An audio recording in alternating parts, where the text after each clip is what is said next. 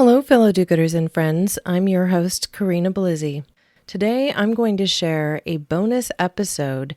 This is an interview that I did with Harry Duran, who runs Podcast Junkies. He interviews all sorts of podcasters and really gets them to dig deep about why they started this venture and tell their stories. Harry and I engaged in a meaningful examination of social impact and the growing need for positive change. I opened up about my podcast journey and how I format my episodes and ultimately how I identify the guests that I feature on my show. We go on to talk about my passion for cars, something that I've changed my mind about recently, and the ethos of my podcast. So I hope you'll give this episode a listen. And when you have a chance, also check out Podcast Junkies. You can find it wherever you listen to podcasts. And I'll include all the links that you might need in my show notes.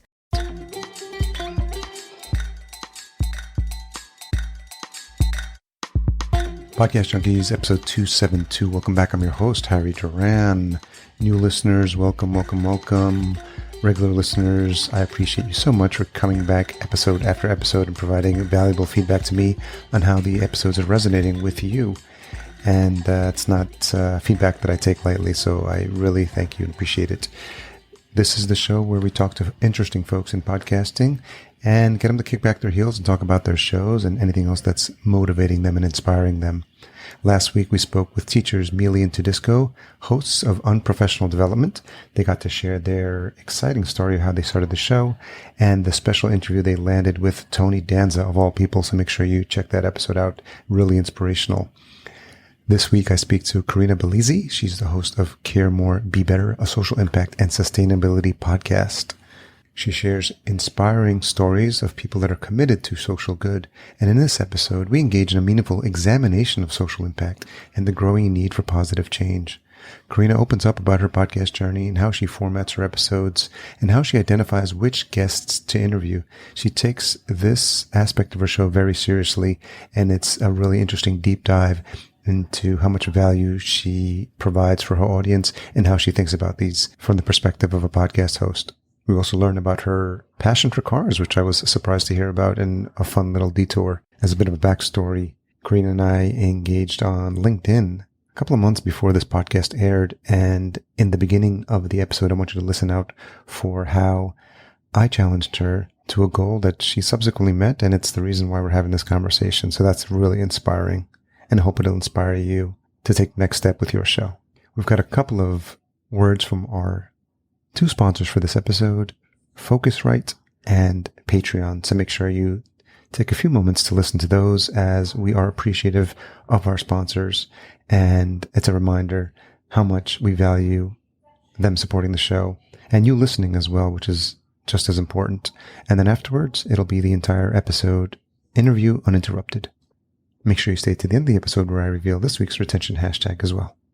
This episode is brought to you by Focusrite and specifically the Scarlett 2i2 sound card, one of my favorite go-to sound cards, something I use for each and every podcast recording. The 3G line is a go-to for all new podcasters.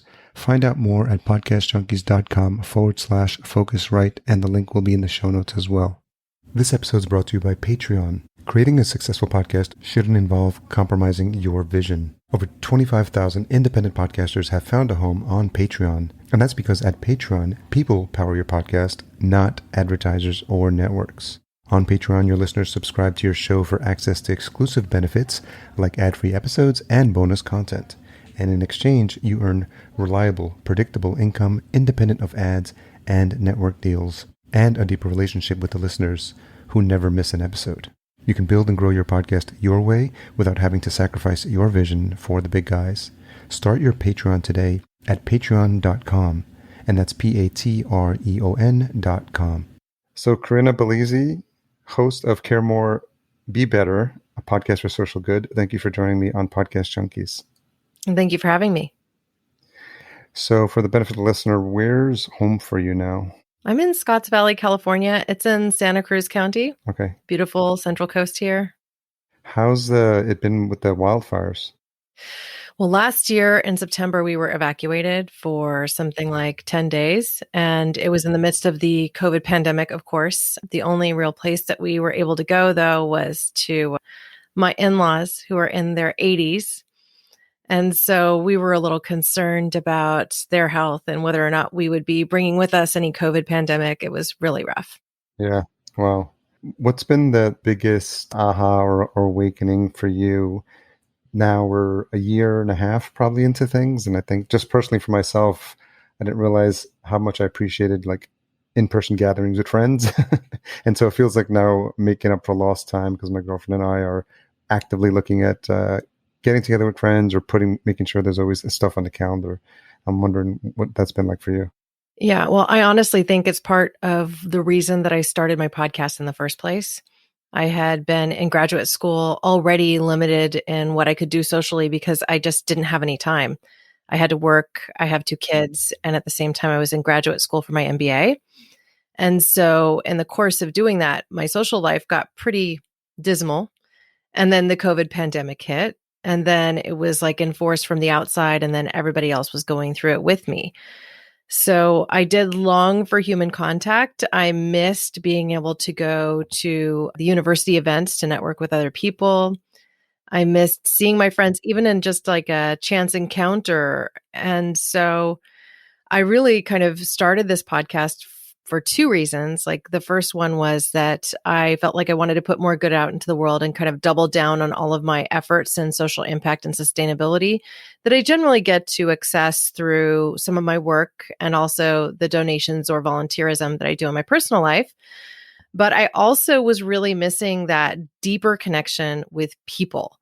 And so it comes out in interesting ways in some of my actual episodes. One of them relatively early on was with a gentleman who started this football club. It's a not-for-profit soccer or football club in North Wales called the North Wales Dragons. And he talked about the fact that your latrine was also the loo. And he kind of goes on and uses all these British colloquialisms for your kitchen is your this and on down the line. But it all read so true because your entire life was within the walls of your home. And so being able to expand on that through podcasting and through making deeper connections with people around the globe really helped me. And I didn't realize how close to depression I was when I started this thing because it was like night and day. I suddenly just had more spring in my step. I felt better about life. I felt more connected on a global way to people that I felt I really enthralled in having met because it had been so long since I'd even met somebody new because of COVID. It's a reality. Yeah, it's a really good point because it's something that I don't think I was aware of as well. And my partner and I have talked about it because we essentially were stuck with each other in the same place, for all that time. And I think for me, I'm in a new city. I'm in Minneapolis, but I grew up in New York and I've lived in LA. So starting like the friendship cycle here has been interesting and figuring that out. Because for me, the connections were at podcast conferences. And I was going probably to at least 2 or 3 a year. And that was over the course of, 4 or 5 years, they start to become like a little bit of like your away family sometimes. Like it's like a high school reunion every year when you see them. And to have that taken away, obviously you don't realize how much you miss it, I guess, to your point, until you don't have it for an extended period of time. And to your point about mental health and depression, and I think nobody was prepared for how to handle this. So, so kudos to everyone who's made it through. I lost my best friend from high school to COVID. Oh, God. About a month in. So, yeah, it's been interesting to think about like losing close friends. So I feel like it's just been something that we needed in the form of a reset, but yeah, it sounds like for you as well, it's brought some things to the front that thankfully you've been able to address. Yeah. Well, interestingly, I just interviewed one of my dear friends for this podcast on Monday, and she was an ICU nurse over the course of the last 15 months. She wrote a book called The Year of the Nurse. I just finished editing it before this call because I want to get it out right away. It literally dropped on Monday. So the book's now available, written by Cassia Alexander, or Cassandra Alexander, as it's called on the cover of this book, and really kind of walks you through the pandemic from a nurse's perspective. So I just spent this last weekend kind of re-experiencing the COVID pandemic, but this time through the eyes of a nurse working in the ICU with COVID patients. And it was something else. It was really Wow. revealing and certainly got you fired up. I will say that. Yeah, it's exciting as a host when you get to have that interview, and then when you realize later on, for those that are editing their shows and they get to hear it, and it's almost like a reminder for you of like, wow, that was as good as I thought it was, and then you get really excited about sharing it with your audience as well. Yeah, I've transitioned to editing most of my own now. Initially, I had them produced externally, and I think that did a lot to save me time. But it's not like they would make the same stylistic choices that I might make editing them myself. So I find myself, as I get, let's say, just a little bit more comfortable with the medium, feeling more adept at making those judgments, cutting when it's unnecessary, just taking those leaps of faith and producing another piece. I'm also considering now kind of posting reflection pieces. So I'll get the episode out there and then do like a reflection piece where I say, I've thought a lot about this podcast over the course of the last week. And here's my thoughts around X, Y, and Z, both as a way to refer back to good content, but also because once I get it out into the world, I tend to listen to it again. And I try to take the consumer's perspective. Like, how would they hear this listening to it for the first time? And it gets me thinking about it differently. The issue that I covered or, some new idea I might have as a result of it. I also have been struggling to try and get to 2 podcast episodes a week, which can be a bit of a time challenge. Oh, yeah. So, And for those folks that have one a week and feel like they have their hands full, it gets very challenging, and depending what else you have going in your life or in your business to keep that momentum going. But I thought it might be helpful for the listener to understand how you ended up here. You and I connected on LinkedIn. You joined a group that I have there called Podcasting for Thought Leaders, and I usually send a quick welcome note to folks. And then you mentioned that you had just dropped the trailer for the podcast, and then I think we were just talking about the launch. And it's interesting because I was like, what's been your biggest challenge so far? And you said motherhood, work, graduate school, and power outages at the time. it was a lot. So I did launch in January, but I literally had some crazy windstorms come through this neighborhood when I had guests booked. And all of a sudden, the power was out, and it was going to be out for a little bit. And then one of the people that I featured in an earlier episode is the CEO of Float Me, which is a company that does short-term payday loans, basically, but without being like onerous fees, almost a not-for-profit perspective. Like they aren't a not-for-profit, but pretty darn close, like purpose-driven, affordable, right? And they're based in the San Antonio, Texas area. And so the ice storms hit them the week I was supposed to be recording his podcast. And, they didn't have power for weeks on end. So it was just really interesting. It felt like at the time that I was launching, there were so many circumstances that were beyond my control that I had to navigate and just kind of roll with and understand, okay, well, maybe I wanted to go ahead and launch with 3 in the can at this particular time. Didn't quite work out that way. Got the trailer episode out, and a couple weeks later, my first episode hit. So since then, I've just been going strong with 1 episode a week. And yeah, it's kept me busy for certain. And one of the things I asked you during that chat is where you were at with the show, and you had told me you had just gotten started. So I was really excited to see the topic and what you were working on. And I give you like the mini challenge. I said, well, when you hit 20 episodes, reach out to me, and I'd love to invite you onto the show, because I like people to like feel like they're striving towards something. But I can't tell you how many times I have made that offer and never heard anything back from people.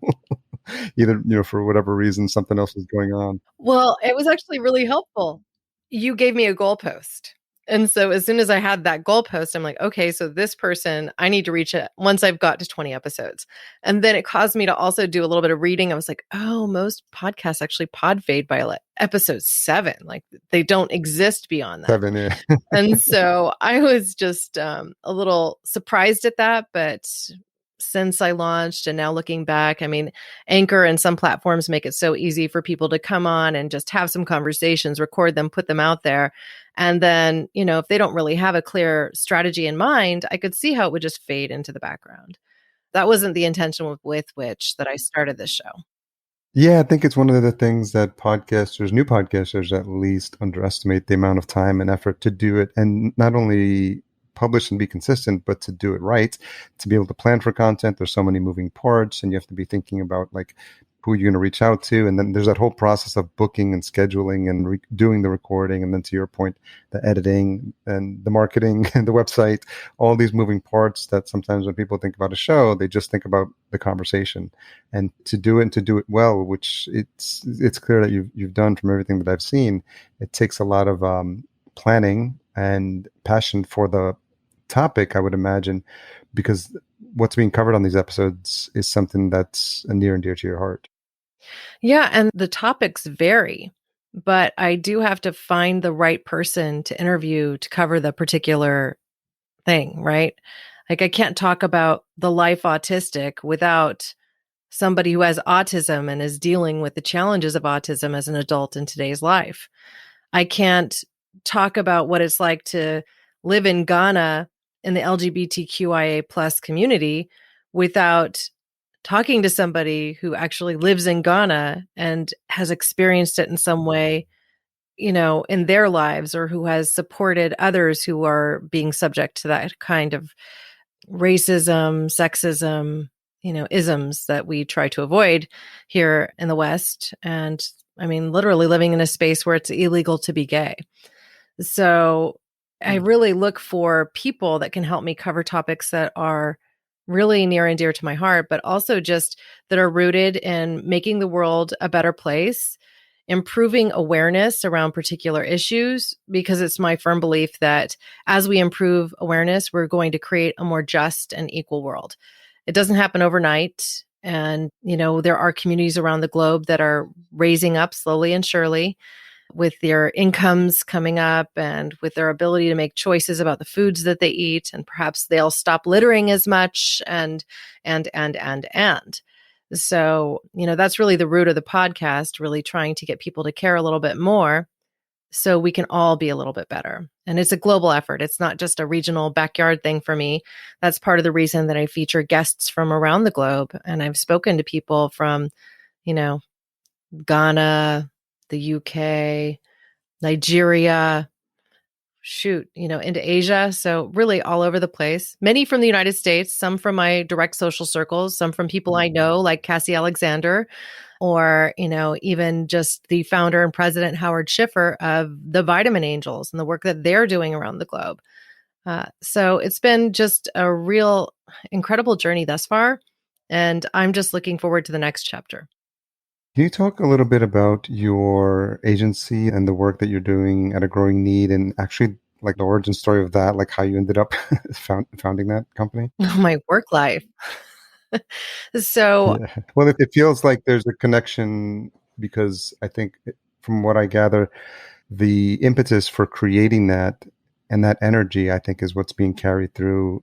And we can talk a little bit further about that, but I think that's what's being carried through into how you designed and thought about the idea for the podcast. yeah. So initially, I had thought that I was going to create a brand of products that I would offer to the world under a brand called Care More, Be Better. And that's not what ended up happening. I mean, this really is a social impact effort. It's more of a not-for-profit perspective. And so it's not directly tied to my work. But if you are to draw that line, it happens kind of like this. I grew up in the natural products industry in a professional way, right? I started working straight out of college for an herbal extract company that created herbs that could be used in formulas that would help people's lives. And so I started formulating supplements in my early 20s with companies, and then later building incredible brands like Nordic Naturals, where I reported directly to the CEO and essentially built the direct-to-consumer and retail-facing brand that everybody in the omega-3 space knows and loves today. So I spent a decade doing that and, was able to really push forward some really interesting not-for-profit organized projects, including collaborations with the Vitamin Angels, who I feature in episode, I believe that was 20, and also water projects or inner city park projects, projects with veterans that supported veteran communities, all through my work. And so I essentially started a growing need, which is essentially a sales and marketing organization that serves the needs, the growing needs of companies that are in the natural channel. And I build their plans for sales and marketing for them and often integrate not-for-profit connections, cause marketing partnerships, and things along those lines, endemic to their brands so that they're able to grow and thrive and answer the needs of a consumer who wants to live well by doing good and also cares about where their money is going. And so that serves the natural channel, I think, really well because that's where the headset of the natural channel consumer already is. And so I'm thrilled that I get to continue doing that work. I'm working on a primary project right now in the algae space. And I have a couple of other clients. One is a not-for-profit and I do their social media. But really, it's just my contractorship and I do subcontract to a few others that support the efforts of growing companies.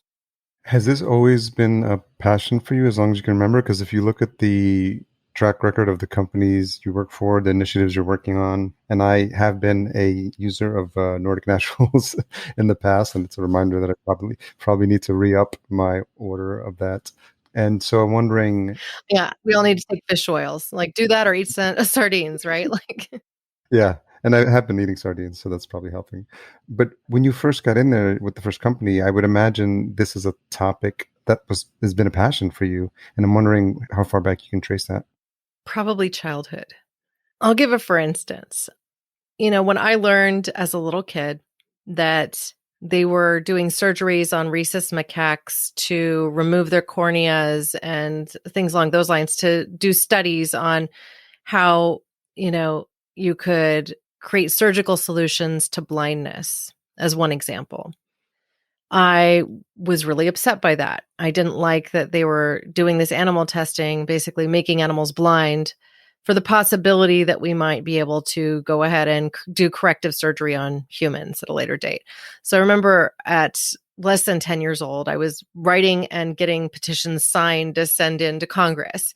So it's almost like I just have always wanted to protect the underdog or to serve community in a way that I think is just kind of an idealistic approach to living. I was accused in high school of being an idealist, and I was told things like, oh, well, when you grow up, this will fall into the wayside. And I just never believed them. And I still don't believe them. There are always going to be naysayers who say, oh, with time, you will be more jaded or this or that. And I am in certain ways, but never when it comes to this perspective of wanting to live well by doing good and helping others around me to do the same, helping people to feel less of the Mount Everest syndrome, because I feel like each day, if we make small changes in how we approach living, then we can make a difference. And it doesn't have to be huge. It doesn't have to be what feels like a Herculean effort. It can be something small, like even just refusing that plastic bag at the grocery store. And if we all collectively do something like that, then what happens? We push for more radical change. So that's just how I see things. And I don't see that changing anytime soon.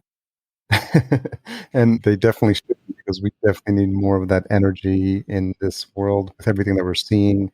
And even just like those Netflix specials of like what the impact of plastics on the oceans, which it shouldn't be a surprise to anyone at this point.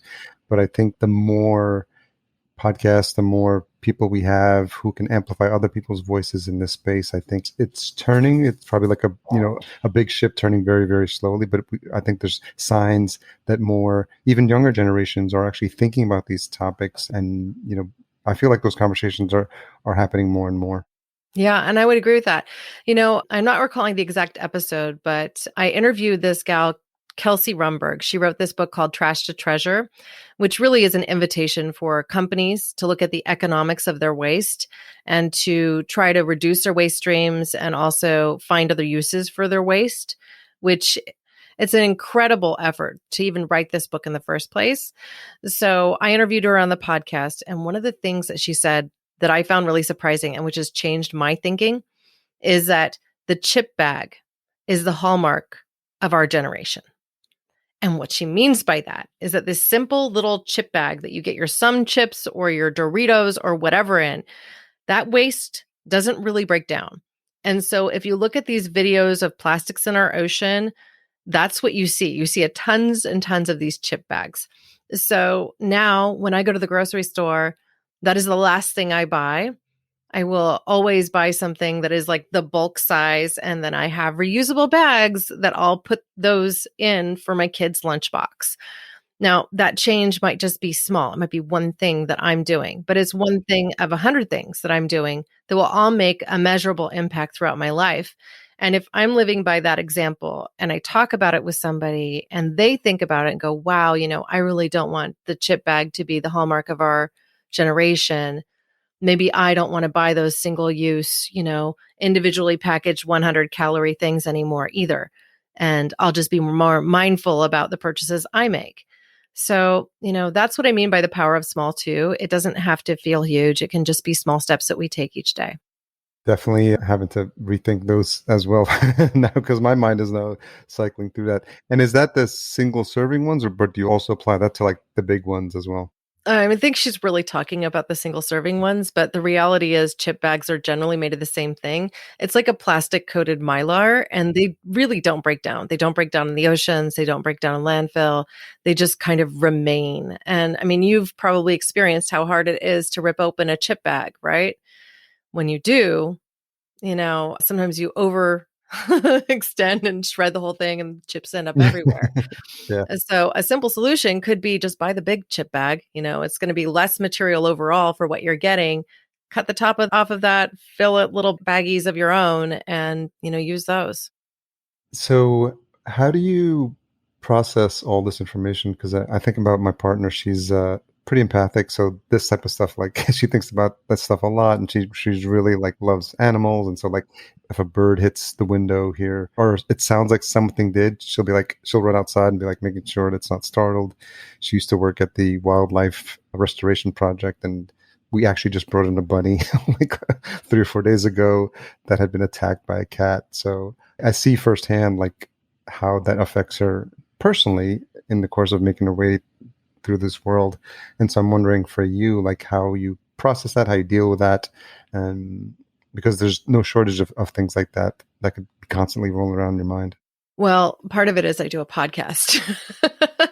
So, it helps me to get it out into the world, from my brain into the world. I'm really working to be as intentional as possible with the show. The reality is I've had to turn some guests away that didn't really fit with the ethos of what I'm trying to do. And I just put a lot of effort into it. I mean, each episode might take me total of 10 hours, let's say, with regard to networking, connecting with that person offline, making sure that they're a right fit, writing the questions, doing research to make sure I'm prepared for the interview, doing the interview, and then editing the interview. Sometimes I spend more time in editing than that even, but for the most part, that's about what I get through. But yeah, I really think it's important to just try to make small changes in your life. So if you are passionate about something, and let's say it's the wildlife health in your neighborhood, I mean, you might even just make a small donation to a local not-for-profit that helps to fund them, or donate your time. Both things can make a really big impact. Something you said that I think is really interesting for folks that are thinking about starting a show, who have a show, who've been doing a show for years, is this idea of a guest not fitting, or potential guest not fitting your ethos. So for the benefit of the listener and be interested as well, how would you describe the ethos of your show to someone who's interested in being a guest on it? Well, I really just have this simple metric I look for, and that's just, are they making a social impact about a particular issue, or are they driving something that is really focused on sustainability? And if either of those things aren't met, I don't interview them. So there have been people who reached out to me, oh, well, this is a wellness coach and she helps businesses that are in their second generation do X, Y, and Z. I'm like, that's great. I do feature some topics that are connected to business, but that's not my primary focus. And so there are plenty of podcasts out there that are very much directed at, what it takes to run a successful business, or, really, I mean, you could do a Google search for them. There's hundreds of thousands of those, it seems. So I'm focused on social impact and sustainability. And even in the case where I was looking at interviewing my friend, Cassie Alexander, on the Year of the Nurse. I'm like, well, heck, COVID made a huge social impact on all of us. And understanding what it's like to be in the shoes of a nurse when you could end up in that hospital for this disease, that's important. And the effect of wearing a mask or not wearing a mask on the health of people around you, that's pretty big deal too. So yes, this has a social impact, even if it's not the traditional topic I might cover on the show. So that's just two examples I can think of. And what I love about that is it really helps you always keep your audience in mind. And this is something I talk about on my show. Like I've been doing it since 2014, but it always feels like I'm having a conversation that I want to have and that I'm always thinking about my audience and their curiosity. And so they know that if I'm curious and I'm interested in the guest and learning more about how they got to this point, that's something that they're thinking of as well. And I think it's a little to what you spoke to, because you're conscious of what your audience is coming for, because based on how you've positioned the show, and always, thinking about what's going to serve the mission of what you're trying to achieve, and also why people keep coming back is for these stories. So I just love that you're laser focused on it, because I think that's what separates out, podcasts that don't have an ethos. They'll just take anyone who wants to be on the show, and they at some point just start to sound generic, as you've alluded to. Well, and I've been tempted, sometimes I just want to bring someone on to have a really cool conversation about something, but then I'm like, maybe I need to create a different podcast. Like I'll do a second podcast and then that one will be about X, Y, or Z. I've also been counseled by really smart people in media that even my show might be too broad a topic. And perhaps I should just do something on social impact, or a particular take on social impact, or a particular take on sustainability. And my response to that has been, no, because I need to be really interested. And the fact is that my interest kind of goes broad. And so even in that it is a specific show, the other piece that I try to consider as I look at interviewing somebody or covering a topic on the show is, does this fire me up? Because if it fires me up, that comes through the microphone and people, they come along for the ride. And if I'm not fired up about it, I feel it. I'm sure they feel it too, Yeah, that's so important. It's what keeps you going, and it's what keeps you excited to do the show, because there'll be ups and downs, and there'll be days you don't feel like recording or don't feel like editing or don't feel like marketing, fill in the blanks. But I think the excitement you get from the conversation, and then from feedback you get from listeners after you've put them out, I think helps any and all podcasters who go through their ups and downs with their shows. Yeah. And that being said, I have interviewed people that I was a little less excited about. But then when we got into the interview, I was like, wow, that was a really interesting conversation. Like there's something about, I think, turning the mic on, starting the recording, warming up, and getting into a conversation that I think can change even your perspective as a host of a show. So I think if you approach it from the perspective of, I'm here to have a good conversation with this individual, I've done enough research on their background, I feel like I can speak intelligently with them about X, Y, or Z, or at least draw out something intentional, then I think we'll have fun. And so far, that's been the case almost every time. So I'm feeling really good about it. I've actually gone back and listened to my first episodes, and where it's obvious that I'm not quite as comfortable behind the microphone, it's still good content. Like I feel proud of it. I'm glad it's out there.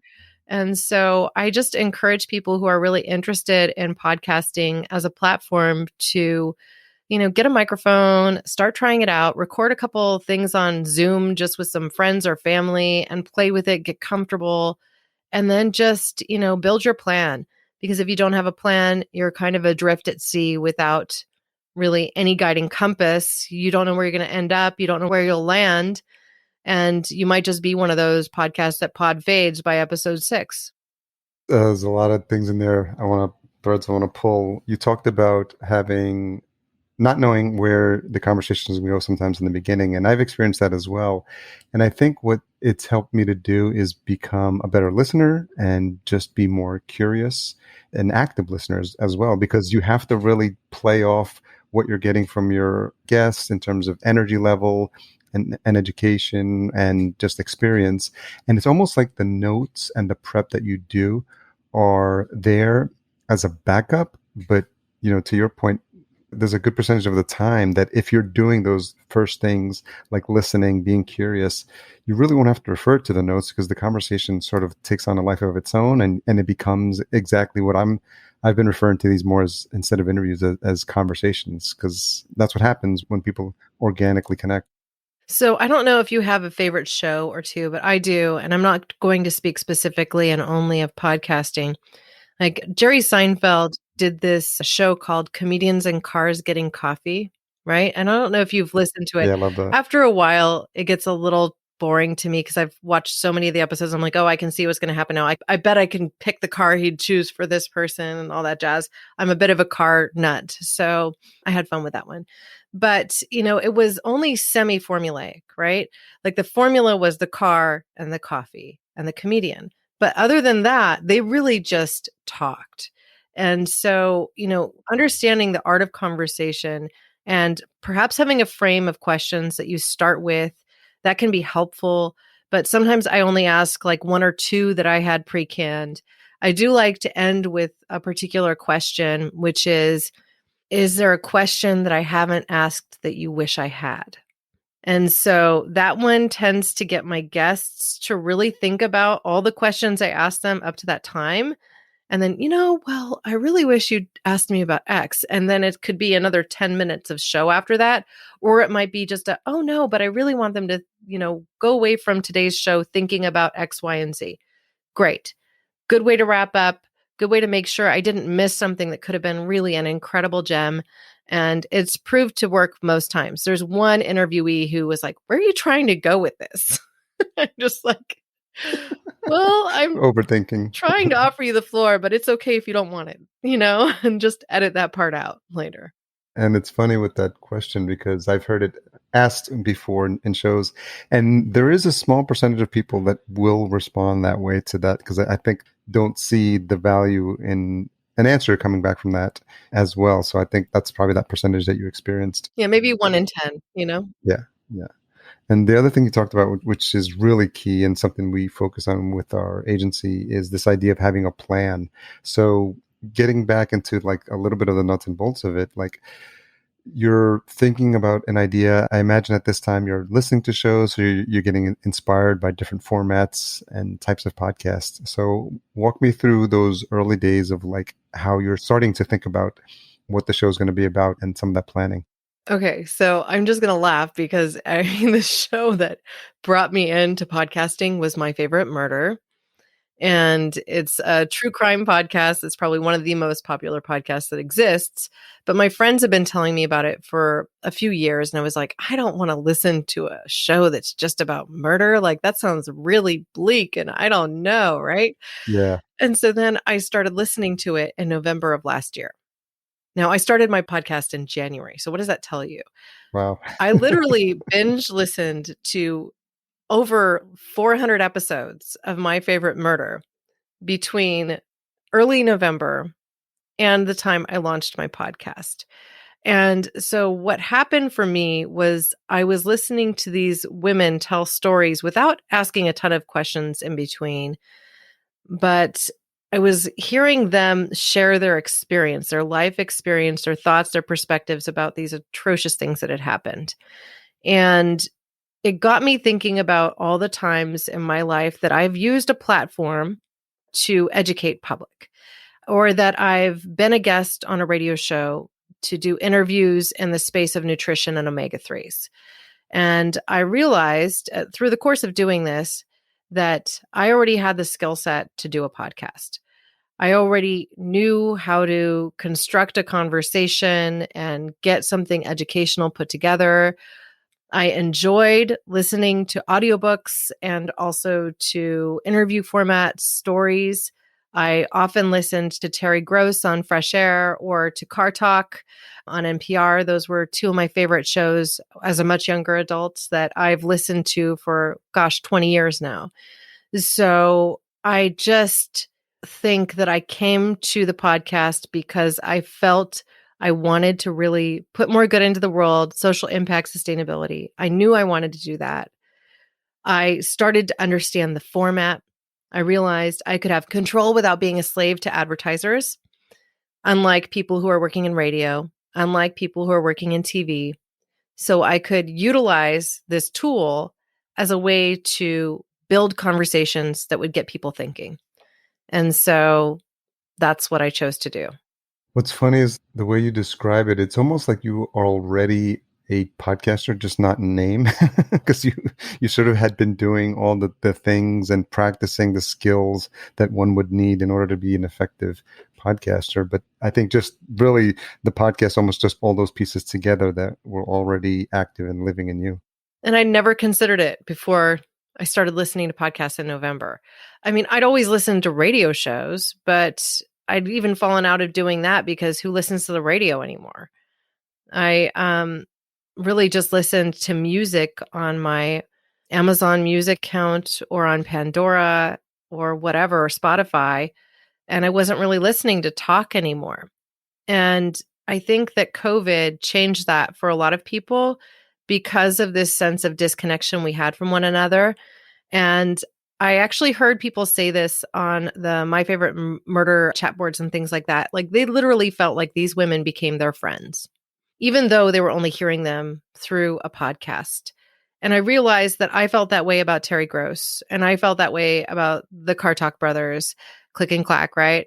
I felt that way even, and I don't even want to say his name, so I'm not going to, but another, disc jockey, let's say, you almost felt like you knew them. And I felt like if I could do that through my podcast and help somebody else along and make them feel more connected, then great. I'm doing something else. Even if I'm only, reaching a small audience, I'm reaching a small audience that cares.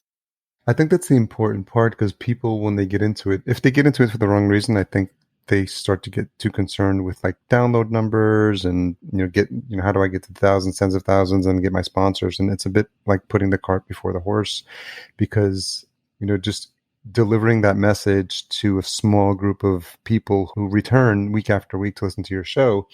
I remember when I started speaking podcasting conferences, they would use the example of, okay, if you're only getting 150 listeners on each episode and you start to complain, have you thought about the fact of putting those 150 people in a room like every week, and you are there at the front of the room talking to them and sharing those experiences? You just never know who is listening and is going to be impacted. And it's like something I've said when I've spoken at conferences on stage, like I'm just happy impacting one person, like regardless of how many people are in the room or in the audience.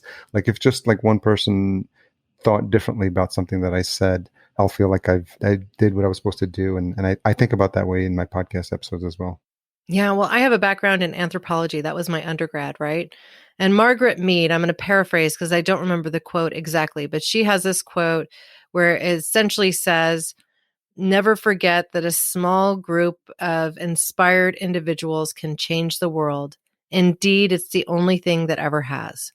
And so I think about that. That keeps me motivated. And the reality is that, I think my top podcast thus far has had about 500 downloads, that single episode. And I'm pretty enthralled by that. I think that's pretty darn good for a single episode, given that I'm about 6 months old in all actuality. I launched my trailer episode in January, and it was mid-February before I launched any after that. But the reality is, like, I can't necessarily talk to 150 people live with that frequency. So if I'm able to reach that many over the course of a podcast being out there, then fantastic. I still get people going back to my trailer episode. So that 7-minute clip that was about what this show is intended to be, I look back at that now, I'm like, I probably need to edit that first podcast because I didn't actually release the episodes in the order that they were mentioned in there. But then I'm like, does it really matter? I mean, they'll listen, it'll be fine. So I'm trying not to be a perfectionist. That's the other thing. Trying not to be a perfectionist about the podcast, because I don't know that they're ever perfect. And I think that's part of their beauty. So well put. So well put. Yeah, I think I have to revisit my trailer. It's really old, and at least 3 or 4 years now that you mention it. So, and it's a good practice when you change seasons, or even like 3 to 6 months. You should really be refreshing it, because you're going to get new listeners all the time. I mean, I say in every episode, if you're new to this show, this is the one where I speak to interesting folks in the podcasting space. So the fact that I do that on an episode means that I probably should be revisiting that trailer. I'd be remiss if I didn't, just as a quick aside, ask you what your dream car is. There's like 50 of them. I really, really like the Ferrari Dino for its simplicity, its beauty of design, and the fact that it was kind of a layperson's Ferrari. I had the chance to buy one used a few years ago for like $16,000 and didn't do it. And I look back on that day several times over and I'm like, I should have just bought it. I had the money. Why didn't I just do it? And the reality is, then you have to garage it. Then you have to have a mechanic you trust. Then you have to, then you have to, then you have to. And I wasn't at a point in my life at that space. I was in my late 20s, I think, but I didn't have a garage. And I felt like a garage was a precursor for a Ferrari, even if it was only the layperson's $16,000 vehicle. So I didn't make that choice, but I still think about that one. And so do you like the Jay Leno show as well? I have a love-hate relationship with Jay Leno. I think he's really fantastic in several ways. And then, he's just a little extreme. But I do love his love of cars. And I have seen him talk at Concours d'Elegance in Pebble Beach. I snuck in there a few times because I didn't like paying the $250 entry fee through the golf cart entrance and service entrance. Oh, wait, this is out there now. I don't think anyone's going to come arrest me, though. So, Yeah, I did see him there, and he does have an excellent collection of cars and a giant garage that's probably built to display them like a museum. Very nice. So now I'm curious about this love for cars. Does that just go far back as well, as far as you can remember? Oh, I get that from my dad. I feel like it was the way that we bonded when I was little. He always had like 5 or 10 vehicles. And I literally say 5 or 10 vehicles. Maybe a couple of them would run well, and then the others would be a crapshoot. But, they weren't always the nicest of vehicles, but he was always tinkering with them. The car I learned to drive in is a MG Model B that he worked on. He still has it. He wants to pay it forward to me to give it to me. And he's like, well, honey, I don't know if I could drive it over the hill. I'm not confident in the brakes. I live in Santa Cruz. He'd have to drive over a mountain. I'm like, yeah, maybe we should wait. That's funny. That's a nice memory. And it's I remember my dad showing me how to change the oil. I think we changed the shocks once and the brakes. And so in the garage, just like hands-on how to figure that out. I don't know that I could do that. And I think the cars today are so complicated. I probably don't want to even try, but it's nice that. Yeah, it's not as easy as it once was. I started racing cars at the track too. So I was doing that for a while, but only cars I could still work on. So I had like a Mazda Miata, and I did track days at Thunder Hill, Sears Point, Laguna Seca, a few others. And it was just a lot of fun. But still, even that car, a 99, was a 2001 Mazda Miata. Everything's covered in panels. You have to, spend quite a bit of time with your wrench just getting all the panels off to get to the motor. And I think that has both been done to keep consumers who don't know what they need to know about the computers and the inner workings of the car from trying to do it, as much as it is to keep mechanics employed. That's true. True. Yeah, my partner actually loves driving stick shifts. She makes like whatever car her last 3 or 4, they've all been manual. Hard to find now. Really hard to find. Yeah. A couple of questions as we wrap up. What's something you've changed your mind about recently? I am considering whether I'm more moderate than liberal. So I haven't changed my mind about that, but it's been revealed to me that I might take things on more of a case-by-case basis than I even thought. So I'm constantly considering the information I receive when I'm looking at how I think about things, which I think is good. That's progress for anybody, but I also lean back on that perspective of not wanting to lose my idealism. So, is it idealistic to consider yourself, on one side of the spectrum versus the other? I don't know, but there's something of this like bleeding heart liberal Corinna that grew up in, a hippie commune that balks at the idea that I might be more centrist in my perspective.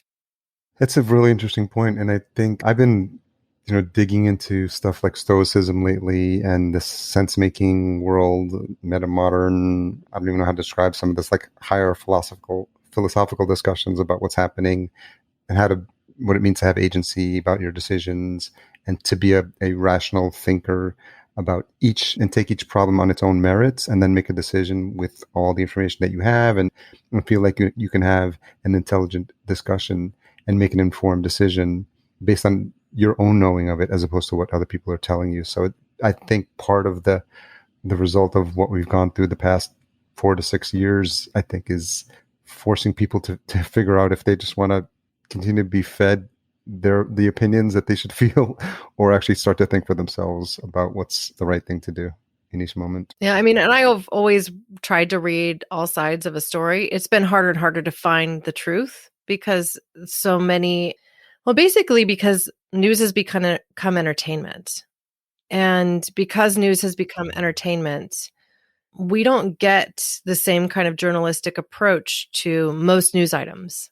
We get opinion pieces that are encapsulated as news, but they aren't really news. So I find myself going to Reuters and BBC World News and things like that to try and get a more broad perspective. And really, I'm spending less time in social media. I try not to read any news on social media. I'll go to sources. And it takes work to have that discipline to do that, and also to place it as something of importance in your life, because the masses are, being eaten potato chips in single serve containers and, throwing plastics in the ocean and not really getting spoon fed all of like this media, the news, the TV shows. And for lack of a better example, I mean, it is like everyone just plugged into the matrix and not realizing they're in the the simulation. And I think when you start to have conversations with people. Yeah. Why is it always a choice though? Like blue pill, red pill. Why does it have to be one or the other? Like you have to be left or right. Yeah. I think that's a disservice too. So, I'm really just trying to keep my lens focused on the things I care about most, which is social impact, sustainability. They do tend to be, topics that are more left than right, but I don't think that they should be politicized the way they are. I really don't. Humanitarian concerns should be the concern of everybody. Absolutely. Having a healthy environment to live and breathe in should be the concern of everybody. These are things that should be the rights of each of us, and it shouldn't matter. It shouldn't be politicized. That's my problem with kind of politics in general, I guess. Yeah, we're going through some interesting times, and it's been interesting for me just to educate myself about, our history and what we've done and how we're just repeating the same mistakes and over. So that it feels like we could have another hour conversation on just that topic. Well, I'm happy to come back anytime. What's the most misunderstood thing about you? I'm very driven and I like to be productive. And so sometimes I'm not as friendly with my asks when it comes to work life or even personal life. Like I just get right to the point. And I think sometimes people perceive that to be abrasive or, for lack of a better term, bitchy. And I'm really not those things. I just don't like to spend a lot of time on social niceties. It feels superfluous sometimes. And so I think that's a misunderstanding that some people have about me. I interviewed this incredible individual, Hunter Hansen, for my podcast. It just went live today. He has this podcast. It's a YouTube show and also Instagram show called The Life Autistic. And it has me questioning whether I might be on the spectrum myself, because apparently these are traits that are very common with people who have autism, that they just, in that social perspective, have trouble. And it's always been the case for me. Yeah, it's interesting. I was just having this discussion with someone a couple of weeks ago about how much they hate small talk. Like it absolutely drives them bananas and they can't do it. Yeah, I mean, it's tough for me. I like to talk about something that's meaningful. And so, even just that initial, how's the weather type thing. Very cool. Well, Corinna, thanks so much. This is very entertaining. I love when I just follow my impulses with random conversations. And then I was just inspired by the work that you're doing. And I just had a feeling that just by the nature of what you had done up until that point with the podcast, that this was something that was serious for you, that you were passionate about. And then it just made sense that if and when you did get to that 20, that we would have a really good conversation. And well, I've really enjoyed this too. It wasn't disappointing. I really had a fun time. Yeah, me too. So much fun. Where's the best place for folks to subscribe to the show and learn more? Well, you can just go to the podcast website itself, caremorebebetter.com, or you can find me on social spaces under the same moniker. It's caremore.bebetter on Instagram or caremorebebetter on Facebook. Basically, I try to make it available wherever you might listen. So it is available wherever you listen to podcasts. And I put all the links in show notes anyways. So you should be able to find me fairly easily. You can also just send me an email to hello@caremorebebetter.com. That's where I would receive any requests to be a guest or things along those lines as well. So thank you. Thank you. I really appreciate your time. Thanks again to Corinna for coming on the show. Don't forget to check out the full show notes at podcastjunkies.com/272. Special thanks to our sponsors, Focusrite, makers of the Scarlett 2i2 Pro. Find out more at podcastjunkies.com/Focusrite. Special thanks to this week's podcast sponsor, Patreon. Over 25,000 independent podcasters have found a home on Patreon, where your listeners subscribe to your show for access to exclusive content and benefits, while you earn reliable income independent of ads.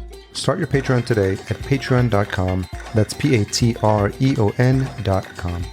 Tune in next week for my conversation with Agnes Kozera, co-founder of Podcorn. And if you made it this far, you're waiting for the retention hashtag. Let's go with Care More Corinna, CareMoreCorinna. And you can tag Corinna at Care More Be Better. That's CareMoreBettr. And podcast_junkies. Thanks for all you do to support the show. Talk to you all next week.